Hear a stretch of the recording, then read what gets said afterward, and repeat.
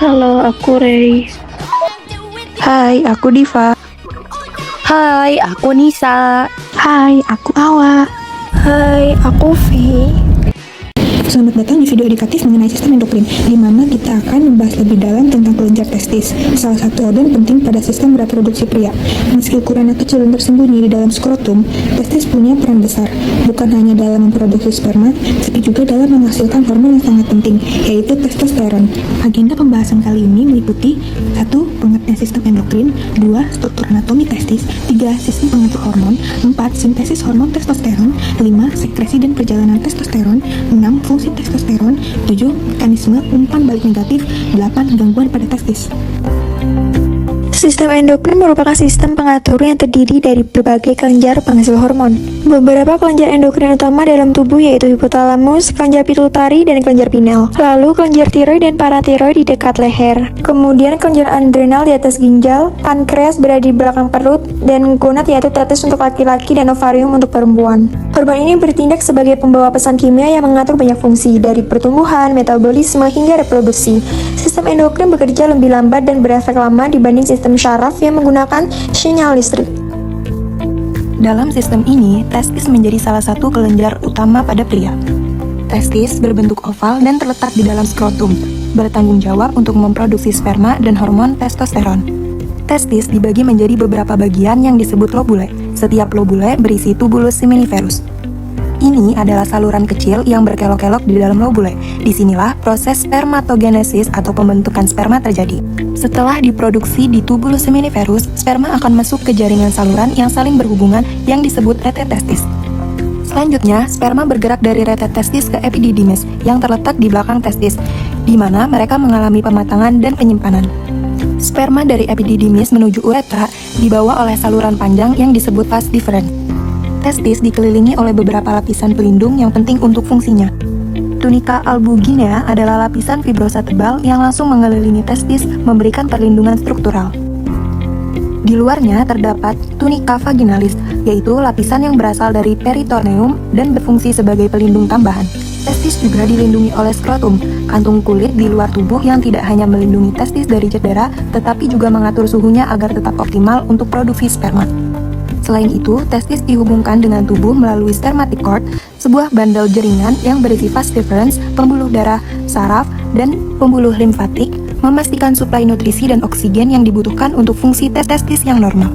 Testis tak bekerja sendirian. Produksi hormonnya dikendalikan oleh sistem hormonal yang disebut poros HPG, yaitu hubungan antara hipotalamus, hipofisis, dan gonad, yaitu testis.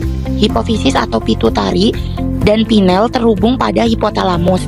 Hipofisis dibagi menjadi hipofisis anterior dan hipofisis posterior. Pada hipofisis anterior terdapat hormon FSH, follicle stimulating hormone, dan LH, luteinizing hormone, di mana LH merangsang sel Leydig untuk memproduksi testosteron, sedangkan FSH membantu kerja sel Sertoli dalam mendukung proses pembentukan sperma dalam gonad. Produksi testosteron terjadi saat hipotalamus melepaskan hormon pelepas gonadotropin atau GnRH. Hormon tersebut berdenyut setiap 60 hingga 90 menit untuk merangsang pelepasan hormon luteinisasi atau LH dari kelenjar pituitari ke aliran darah. Luteinisasi mengikat reseptor luteinisasi pada sel-sel Leydig testis.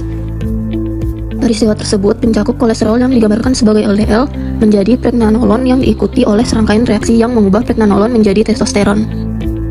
Testosteron yang disekresikan oleh testis berpindah ke dalam sirkulasi perifer untuk dibawa ke jaringan target, di hati, otot, dan jaringan adaptif. Testosteron mengikat langsung ke reseptor androgennya untuk memberikan efek biologis pada kulit, rambut, kelenjar prostat, dan jaringan gonad. Testosteron harus diubah menjadi dihidrotestosteron atau DHT oleh reduktase 5-alfa untuk mengikat reseptor androgen di tulang dan otak. Testosteron diubah oleh aromatisasi menjadi estradiol atau E2 yang mengikat reseptor estrogen atau E2R untuk memberikan efeknya. Sekresi dan perjalanan testosteron. Testosteron keluar dari sel Leydig masuk ke pembuluh darah, sebagian terikat SHBG dan albumin. Setelah disintesis, testosteron dilepaskan ke dalam aliran darah, namun sebagian besar testosteron tidak mengalir bebas. Sekitar 98% dari hormon ini akan terikat pada protein seperti SHBG atau seks hormon binding globulin dan albumin. Hanya sekitar 1 hingga 2% testosteron yang beredar dalam bentuk bebas, dan justru bentuk bebas inilah yang dapat masuk ke dalam sel dan menjalankan fungsi biologisnya di berbagai organ tubuh.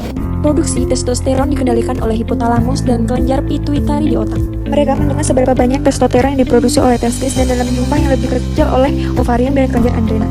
Sebelum lahir, testosteron berperan dalam mengatur diferensiasi seksual dan perkembangan organ kelamin. Kadar testosteron akan turun dan kecuali untuk beberapa kenaikan saat masa pertumbuhan anak-anak, tidak akan meningkat drastis sampai masa pubertas. Selama masa itu, testosteron bertanggung jawab atas banyak perubahan, termasuk tumbuhnya rambut di wajah dan tubuh, suara yang menjadi lebih berat, pertumbuhan tinggi badan, dan peningkatan massa otot. Saat dewasa, testosteron juga berperan dalam 1. Menjaga gairah seks, 2. Memproduksi sperma, dan memelihara otot dan tulang. Diperkirakan juga mempengaruhi fungsi ovarium yang membutuhkan keseimbangan antara testosteron dan estrogen. Pada saat anak-anak, kadar testosteron yang terlalu tinggi bisa menyebabkan pubertas dini, biasanya sebelum usia 8 atau 9 tahun. Sedangkan kalau terlalu rendah, bisa menyebabkan organ kelamin kurang berkembang saat janin, atau tidak ada perubahan saat pubertas. Pada orang dewasa, karena kadar testosteron yang terlalu tinggi jarang terjadi secara alami, dokter biasa mempelajari dari zat buatan seperti steroid yang meningkatkan testosteron. Efeknya termasuk jumlah sperma menurun, peningkatan risiko serangan jantung, penyakit hati, bengkakan kaki, dan tangan. Kadar testosteron yang rendah atau disebut juga hipogonadisme dapat menimbulkan berbagai masalah, termasuk penurunan massa otot dan rambut tubuh, gangguan suasana hati, lemak tubuh meningkat, gairah seks menurun, impotensi, osteoporosis, dan masalah ingatan dan konsentrasi. Tubuh memiliki mekanisme otomatis untuk menjaga keseimbangan hormon yang disebut umpan balik negatif. Jika kadar testosteron dalam darah meningkat terlalu tinggi, otak akan mengurangi pelepasan GnRH sehingga produksi LH, dan akhirnya testosteron juga menurun. Sebaliknya, jika kadar testosteron terlalu rendah, maka otak akan meningkatkan produksi GnRH dan LH untuk menstimulasi testis kembali. Mekanisme ini penting untuk menjaga stabilitas hormon dalam tubuh. Penyakit yang rentan menyerang testis. Yang pertama ada epididymitis, yaitu peradangan pada epidimis, saluran di belakang testis yang menyimpan dan membawa sperma. Penyebabnya bisa berupa infeksi bakteri atau penyakit menular seksual. Gejalanya meliputi nyeri dan pembengkakan pada skrotum. Yang kedua, trauma testis.